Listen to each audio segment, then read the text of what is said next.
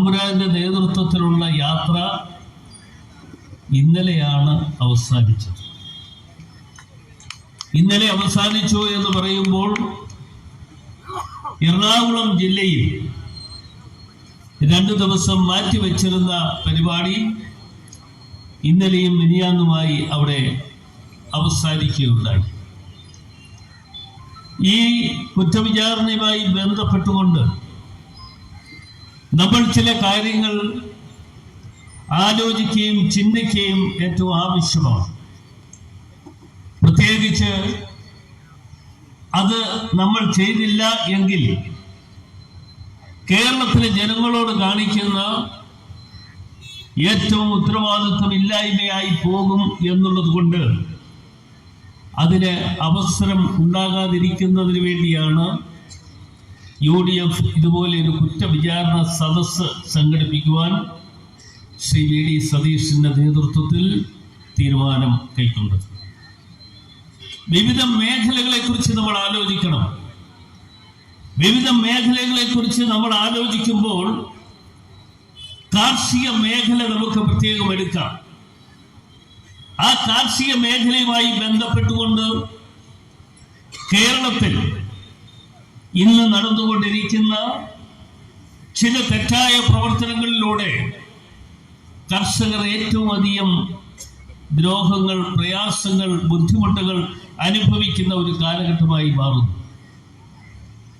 അത് കർഷകർ അങ്ങനെ ബുദ്ധിമുട്ടുകളും പ്രയാസങ്ങളും അനുഭവിക്കുന്നു എന്ന് പറയുമ്പോൾ യഥാർത്ഥത്തിൽ ആ തീറ്റിപ്പോറ്റുന്നതിന് വേണ്ടിയാണ് പാവപ്പെട്ട കർഷകർ അധ്വാനം നടത്തുന്നത്.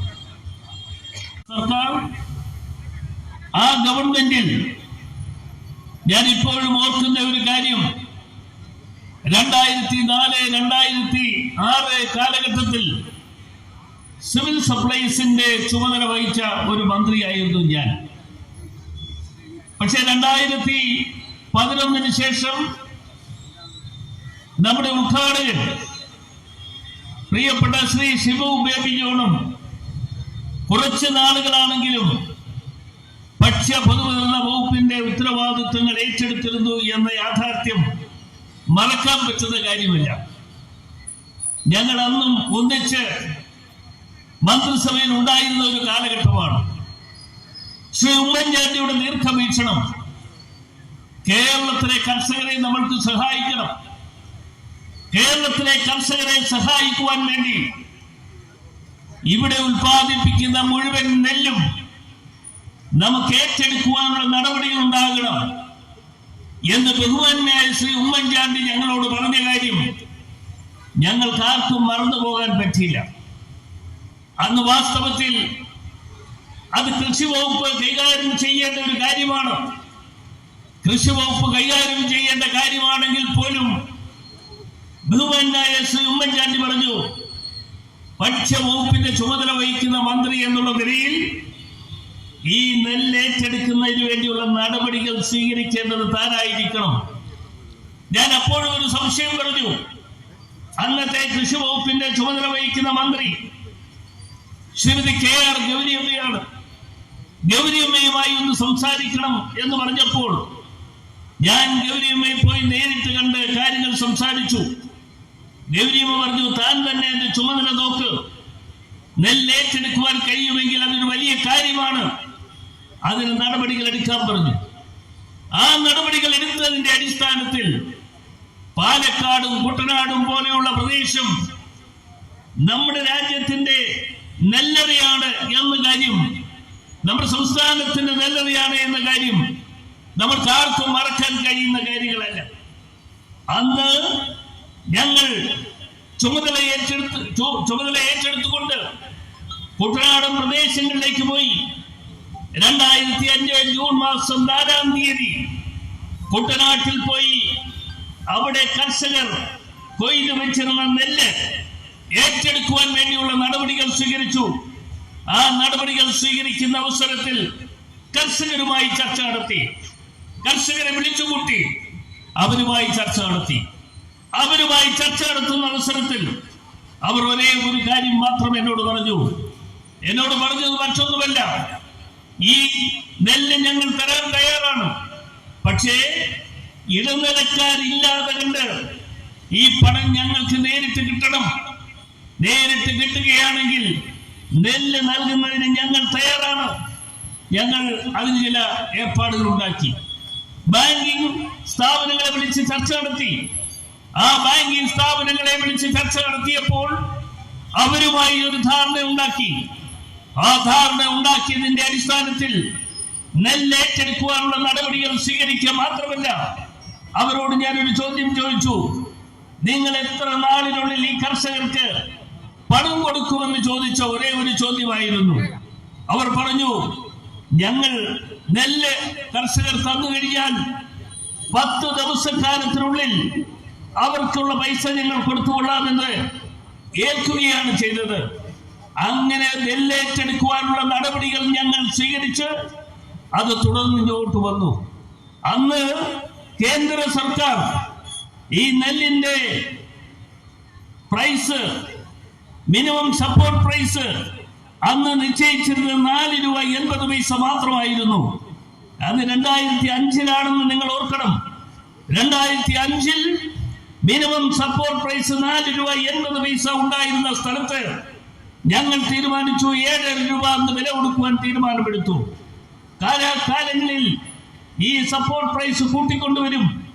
ഇപ്പോൾ ഏറ്റവും അവസാനം കൊടുക്കുന്നത് 22 രൂപ 80 പൈസയാണ് മിനിമം സപ്പോർട്ട് പ്രൈസ് കൊടുക്കുന്നത്. ബാക്കിയുള്ള പൈസ മാത്രമാണ് സംസ്ഥാന സർക്കാർ കൊടുക്കേണ്ടി വരുന്നത്. പക്ഷെ ഇപ്പൊ എത്രയോ കർഷകർ ആത്മഹത്യ ചെയ്യേണ്ട അവസ്ഥ വന്നു. ആ ആത്മഹത്യ ചെയ്യുവാനുള്ള അവസ്ഥ ഉണ്ടാക്കിയത് ആരാണ്? ഇടതുപക്ഷ മുന്നണി ഗവൺമെന്റും ശ്രീ പിണറായിയുടെ സർക്കാരും ഇവിടെ നേതൃത്വം കൊടുക്കുന്ന നമ്മുടെ മന്ത്രിയും ഒക്കെ ഒന്നും അറിഞ്ഞില്ല എന്ന് നടിച്ചുകൊണ്ട് മുമ്പോട്ട് പോകുന്ന ഒരു അവസ്ഥാവിശേഷം നമ്മൾ കണ്ടില്ല എന്ന് നടിക്കാൻ പറ്റുമോ? കർഷകരെ സംബന്ധിച്ചിടത്തോളം അവർ ഉത്പാദിപ്പിക്കുന്ന നെല്ല് ഇവിടെ കൊടുക്കുമ്പോൾ അത് റേഷൻ കടകളിലൂടെ കുത്തരിയാക്കി കൊടുക്കണമെന്ന തീരുമാനം അന്ന് ശ്രീ ഉമ്മൻചാണ്ടി ഞാനും അടങ്ങുന്ന മന്ത്രിമാർ എന്നുള്ളതിനെയും ഞങ്ങൾ ഒന്നിച്ച് ബഹുമാനപ്പെട്ട പ്രധാനമന്ത്രിയെ കാണാൻ പോയി. അന്ന് ഡോക്ടർ മൻമോഹൻ സിംഗ് ആണ് ഇന്ത്യയുടെ പ്രധാനമന്ത്രി. അദ്ദേഹത്തെ പോയി കണ്ട് ചർച്ച നടത്തി. അന്നത്തെ കൃഷി വകുപ്പിന്റെ ചുമതല വഹിക്കുന്ന മന്ത്രി ശ്രീ ശരത് പവാർ ആയിരുന്നു. അദ്ദേഹവുമായി ചർച്ച നടത്തി. ആ ചർച്ചയുടെ അടിസ്ഥാനത്തിൽ കേരളത്തിൽ ഉത്പാദിപ്പിക്കുന്ന മുഴുവൻ നെല്ലും ഞങ്ങൾ അത് ഏറ്റെടുക്കുമ്പോൾ അത് റേഷൻ കടകളിലൂടെ കുത്തരിയാക്കി കൊടുക്കുവാനുള്ള നടപടികൾ ഞങ്ങൾ സ്വീകരിക്കുമ്പോൾ ആ നടപടിയുടെ അടിസ്ഥാനത്തിൽ ഇവിടുത്തെ കർഷകർക്ക് പണം കൊടുക്കുവാനുള്ള ഏർപ്പാടുകൾ ഉണ്ടാകണമെന്ന് ഞങ്ങൾ ആവശ്യപ്പെട്ടു. അതനുസരിച്ചാണ് കേന്ദ്ര ഗവൺമെന്റും സംസ്ഥാന സർക്കാരുമായി ഒരു MOU ഉണ്ടാക്കി. ആ MOUയുടെ അടിസ്ഥാനത്തിലാണ് ഇപ്പോഴും കാര്യങ്ങൾ പോകുന്നത്. പക്ഷേ ഒരു കാര്യം മാത്രമേ ഉള്ളൂ, വാങ്ങിയാൽ കൊടുക്കുന്ന സ്വഭാവം ഇല്ലാത്ത ഇടതുപക്ഷ മുന്നണിയുടെ ഗവൺമെന്റ് അധികാരത്തിൽ വന്നതിന് ശേഷം കർഷകരെ ദ്രോഹിക്കുന്ന അവസ്ഥയുമായി മുൻപോട്ട് പോകുന്നു. എന്തിനേറെ പറയുന്നു, നമ്മുടെ മാവേലി സ്റ്റോർ, ലാഭം മാർക്കറ്റ്, ശബരി സ്റ്റോർ, ഇങ്ങനൊക്കെ കുറെ സ്ഥാപനങ്ങൾ ഉണ്ടല്ലോ. ആ സ്ഥാപനങ്ങളിൽ നിത്യോപയോഗ സാധനങ്ങൾ ലഭ്യമാകുന്നുണ്ടോ? നിങ്ങൾ ആരെങ്കിലും പോയി മാവേലി സ്റ്റോറിൽ പോയി നിത്യോപയോഗ സാധനങ്ങൾ എന്ന് പറയുന്ന 13 ഇനം സാധനങ്ങളുണ്ട്. ആ സാധനങ്ങൾ നിങ്ങൾക്ക് ആവശ്യാനുസരണം ലഭ്യമാകുന്നുണ്ട് എന്ന് പറഞ്ഞാൽ നിങ്ങൾ പറയുന്ന ജോലി ചെയ്യുവാൻ ഞങ്ങൾ തയ്യാറാണ്. അതല്ലാതെ കണ്ട് ഞങ്ങൾ ഇപ്പോൾ കൊടുക്കും, നാളെ കൊടുക്കും എന്ന് പറഞ്ഞുകൊണ്ട് കാര്യങ്ങളുമായി പോയിട്ട് വല്ല കാര്യമുണ്ടോ? ഇവിടെ വാങ്ങിയാൽ കൊടുക്കണം, സാധനങ്ങൾ കൊടുക്കാൻ ആളുകൾ തയ്യാറാണ്. തയ്യാറായാൽ അവർ സാധനങ്ങൾ ഇവിടെ ഇറക്കി കൊടുത്താൽ അവർക്ക് പണം കൊടുക്കണം. ഇതിപ്പോ പണം കൊടുക്കാനും ഇല്ല. ഉള്ളത് കൊണ്ട് ഇങ്ങനെ ചുറ്റി സഞ്ചരിച്ച് നമ്മുടെ തമ്പുരാൻ സഞ്ചരിക്കുന്ന വാഹനത്തിൽ അതിൽ ഒരു മൂലയ്ക്ക് കയറി ഇരിക്കുകയാണ് നമ്മുടെ മന്ത്രി. ആ മന്ത്രി ആ മൂലയ്ക്ക് ഇരിപ്പുണ്ട്. പക്ഷേ നിർഭാഗ്യമെന്ന് പറയട്ടെ, ഇങ്ങനെ അങ്ങോട്ട് പോയാൽ ഈ നാടിന്റെ അവസ്ഥ എന്തായിത്തീരുമെന്നതിനെ കുറിച്ച് നമ്മൾ ആലോചിക്കുക. എന്തായിത്തീരുമെന്ന് നമ്മൾ കാണണം. നമ്മളിത് കണ്ടില്ല എന്ന് അടിച്ചിട്ട് കാര്യമുണ്ടോ?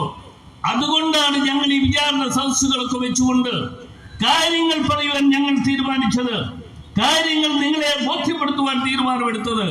ഇവിടെ നിങ്ങളാരും ഇവിടെ വന്നത് ഉദ്യോഗസ്ഥന്മാരുടെ നിർബന്ധ ബുദ്ധിയോടുകൂടി നിങ്ങൾ ഇവിടെ വന്നവരല്ല.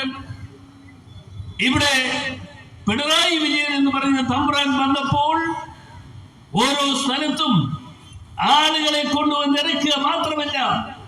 ഇറക്കിയത് മാത്രമല്ല, ആരെങ്കിലും കറുത്ത ഷർട്ട് ഇട്ടിട്ടുണ്ടെങ്കിൽ, കറുത്ത വസ്ത്രം ധരിച്ചിട്ടുണ്ടെങ്കിൽ അവരെ പോലീസ് സ്റ്റേഷനിലേക്ക് കൊണ്ടുവന്നിരുത്തി എത്രയോ ആളുകൾ എന്റെ മുമ്പിൽ ഇരിക്കുന്ന എന്റെ പ്രിയപ്പെട്ട സഹോദരിമാർ ഉൾപ്പെടെയുള്ള എത്രയോ ആളുകളാണ് തിരുവനന്തപുരം ജില്ലയിൽ എത്തിച്ചേർന്നപ്പോൾ അറസ്റ്റ് വരിച്ചു പോയത് എന്ന് ഞങ്ങൾക്കറിയാം. ശ്രീ ഉമ്മൻചാണ്ടി ജനസമ്പർക്ക പരിപാടിയാണ്. ആ ജനസമ്പർക്ക പരിപാടിക്ക് ഒരു പ്രത്യേകത ഉണ്ടായിരുന്നു. അദ്ദേഹം ആളുകളുടെ മുമ്പിലേക്ക് കടന്നു വരും. ഇതുപോലെ നടക്കുന്ന ഒരു പരിപാടിയാണെങ്കിൽ അദ്ദേഹം ഇറങ്ങി നിങ്ങളുടെ മുമ്പിലേക്ക് വരും. വന്നിട്ടുണ്ട്, കാര്യങ്ങൾ ചോദിക്കും, മനസ്സിലാക്കും.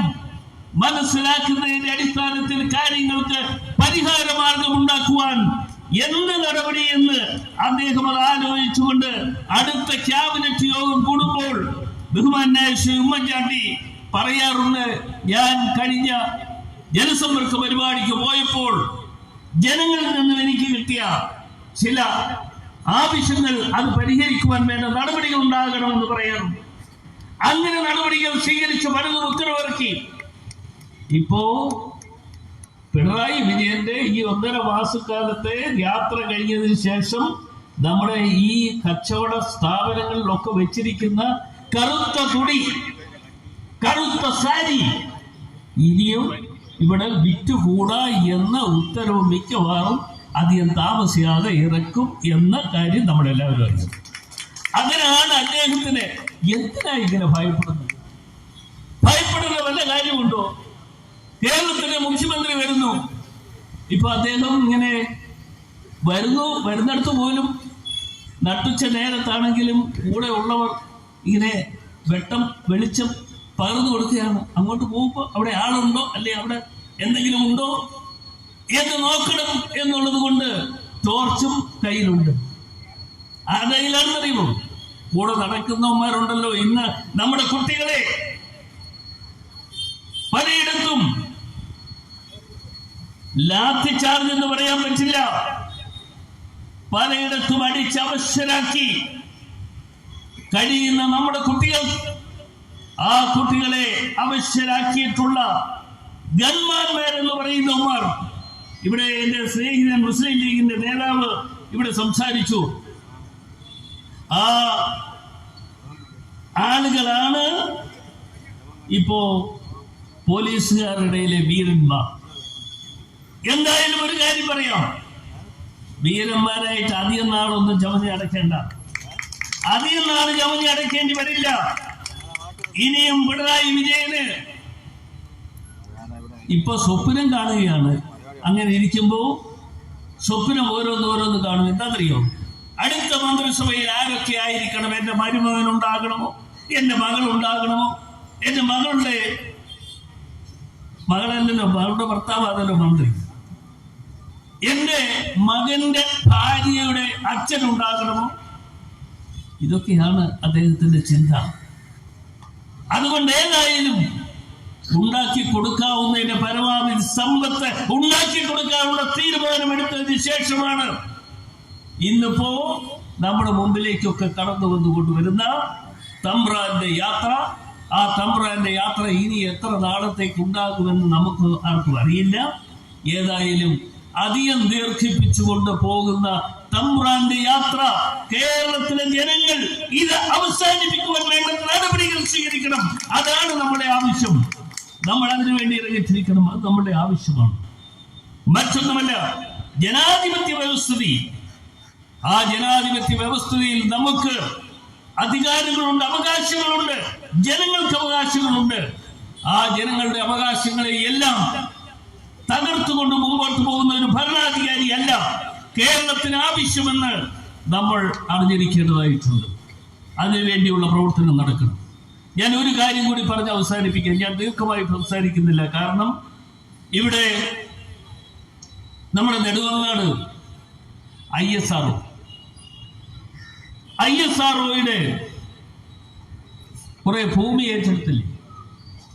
നിങ്ങൾ ഓർക്കുന്നുണ്ട്, ISROയുടെ ഭാഗത്തുനിന്ന് വന്നിട്ടുള്ള ശ്രീ വട്ടപ്പാറ ചന്ദ്രൻ ഉൾപ്പെടെയുള്ള ആളുകളാണ് എന്നെ വിളിച്ച് എന്നോട് പറഞ്ഞു, ഇവിടെ ഇങ്ങനെ ഒരു പ്രശ്നമുണ്ട്, 160 പേരുടെ ഭൂമി ഏറ്റെടുത്തിട്ടുണ്ട്. എന്നാൽ 2015